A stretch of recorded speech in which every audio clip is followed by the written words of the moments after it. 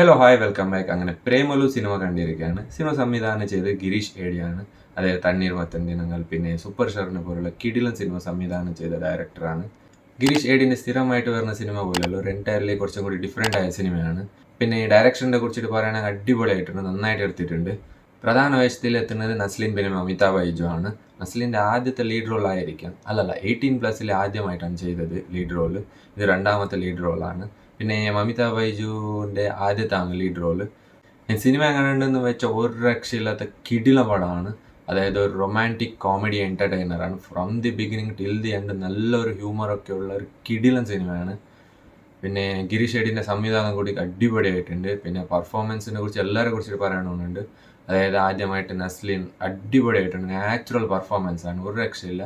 പിന്നെ ഈ മമിത ബൈജിനെ കുറിച്ച് ഒന്നും പറയാനില്ല, നന്നായിട്ടുണ്ട്, എല്ലാ സ്ക്രീൻ പ്രസൻസ് ഒക്കെ നന്നായിട്ടുണ്ട്. പിന്നെ പറയേണ്ടത് സംഗീത് പ്രതാപ് ചെയ്ത ക്യാരക്ടർ, അമൽ ഡേവിസ് പറഞ്ഞ ക്യാരക്ടർ, അത് നന്നായിട്ടുണ്ട്. പുള്ളിക്കാരൻ സ്ക്രീനിലെത്തുമ്പോൾ ഒരു ഭയങ്കര ചിരിയായിരുന്നു, അത്ര അടിപൊളിയായിട്ടുണ്ട് ആ ക്യാരക്ടർ. പിന്നെ അഖില, ഷ്യാം മോഹൻ്റെ ക്യാരക്ടർ കിടിലൻ ക്യാരക്ടറാണ്, ഇത്ര അടിപൊളിയായിട്ട് എടുത്തിട്ടുണ്ട് ആ ക്യാരക്ടർ. പുള്ളി അത് നന്നായിട്ട് ചെയ്തിട്ടുണ്ട് ആ ക്യാരക്ടറിന്. പിന്നെ മീനാക്ഷിൻ്റെ ക്യാരക്ടർ കൂടി നന്നായിട്ടുണ്ട്. ആ പുള്ളിക്കാർക്ക് സെറ്റ് ക്യാരക്ടറാണ് കിട്ടിയിരിക്കുന്നത്. പിന്നെ പിന്നെ എല്ലാവരും കൊടുത്ത ക്യാരക്ടർ നന്നായിട്ട് ഭംഗിയായിട്ട് ചെയ്തിട്ടുണ്ട്. ഒരു ബോറടി ആയിട്ടൊന്നും തോന്നിയിട്ട. ഫസ്റ്റ് ഹാഫിനെ കുറിച്ചിട്ട് പറയുകയാണെങ്കിൽ കിട്ടിലും ഫസ്റ്റ് ഹാഫാണ്. അതായത് ഒരു ഹ്യൂമറൊക്കെ ആയിട്ട് ഫുൾ ഫൺ മോഡിലാണ് പോയിരിക്കുന്നത് ഫസ്റ്റ് ഹാഫ്, ഒരു രക്ഷയില്ല, കിഡിലും ഫസ്റ്റ് ഹാഫാണ്. പിന്നെ സെക്കൻഡ് ഹാഫിനെ കുറിച്ചിട്ട് പറയുകയാണെങ്കിൽ ഒരു രക്ഷ നന്നായിട്ടുണ്ട് സെക്കൻഡ് ഹാഫ്. കുറച്ചുകൂടി എമോഷണലൊക്കെ ആയിട്ട് കുറച്ച് എമോഷണൽ സീൻസൊക്കെ ഉണ്ടായിരുന്നു സെക്കൻഡ് ഹാഫിൽ. എന്നാലും നന്നായിരുന്നു, ക്ലൈമാക്സ് കൂടി നന്നായിട്ടുണ്ടായിരുന്നു.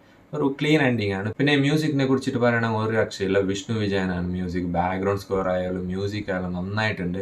ഈ മ്യൂസിക് റിലീസായപ്പോൾ കേൾക്കുമ്പോൾ കുറച്ച് ബോറടി ആയിട്ടുണ്ട്, പക്ഷേ തിയേറ്ററിൽ കേൾക്കാൻ അടിപൊളിയായിട്ടുണ്ട്, ഒരു രക്ഷയില്ല. ഞാൻ വിചാരിച്ചു ഭയങ്കര ബോറടി ആയിരിക്കും മ്യൂസിക് എന്ന്, പക്ഷേ തിയേറ്ററിൽ കേൾക്കാൻ അടിപൊളിയായിട്ടുണ്ട്, ഒരു രക്ഷയില്ല.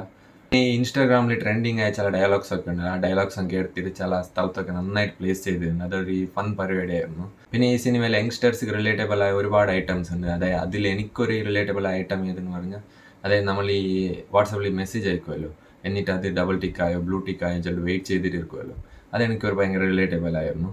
ഓവറോൾ സിനിമ കാണേണ്ടതെന്ന് വെച്ചാൽ ഒരു കംപ്ലീറ്റ് എൻ്റർടൈനറാണ്. അതായത് from the beginning till the end വരെ ചിരിച്ചോണ്ട് പണ്ടാരടങ്ങും അമ്മാതിരി സിനിമയാണ്. അതായത് ടൈം പോകുന്നതേ അറിയുന്നില്ല, അത്രയ്ക്ക് നന്നായിട്ടുണ്ട്. താങ്ക്സ് ടു ഗിരീഷ് ഏടി, കുറേ കാലത്തിന് ശേഷമാണ് ഈ ടൈപ്പിലുള്ള സിനിമ കാണുന്നത്. പിന്നെ ഈ സിനിമ കാണാത്തവരുണ്ടോ പോയിട്ട് കണ്ടോളി, ഒരു അടിപൊളി സിനിമയാണ്. പിന്നെ ചാനൽ സബ്സ്ക്രൈബ് ആക്കിയിട്ട് സൈഡിലുള്ള ബെൽ ബട്ടൺ പ്രസ് ആക്കി 1K സബ്സ്ക്രൈബർ ആണ്. സോ അവിടെ ഗൈസ്, അപ്പോൾ ബൈ.